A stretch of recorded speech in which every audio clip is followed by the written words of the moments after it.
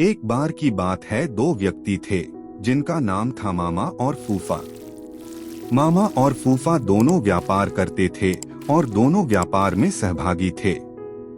मामा ने फूफा से कहा, फूफा क्यों ना हम कोई ऐसी वस्तु खरीद लें जो जल्दी खराब ना हो और उसकी कीमत भी बढ़ती रहे, फिर हम उसे कुछ वर्षों बाद बेचें जिससे उसके मूलधन से ज्यादा दाम मिले।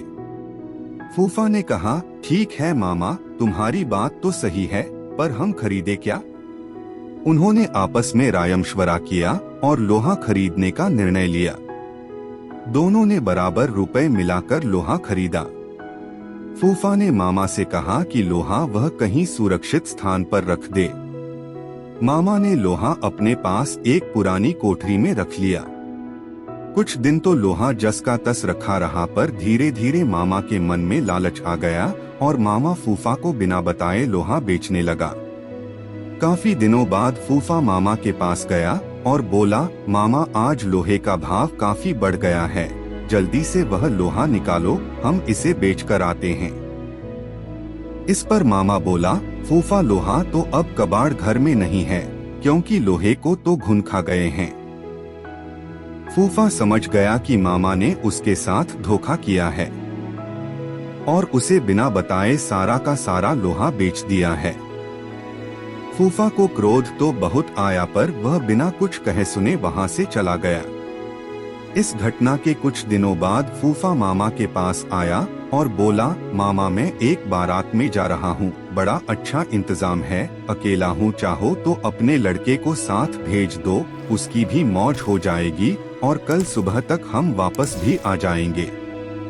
मामा बोला, क्यों नहीं, बेशक तुम मेरे लड़के को अपने साथ लेकर जाओ, और हाँ, इसे बारात में अच्छी तरह खाना वाना खिला देना। फूफा बोला, यह भी भला कोई कहने की बात है मामा, तुम निश्चिंत रहो। इस तरह 2 दिन बीत गए। मामा का लड़का अभी तक घर वापस नहीं आया। मामा को बहुत चिंता हो गई कि अभी तक उसका लड़का घर वापस क्यों नहीं आया है। वह अपने लड़के के बारे में जानने के लिए फूफा के पास गया और बोला, फूफा मेरा लड़का कहाँ है?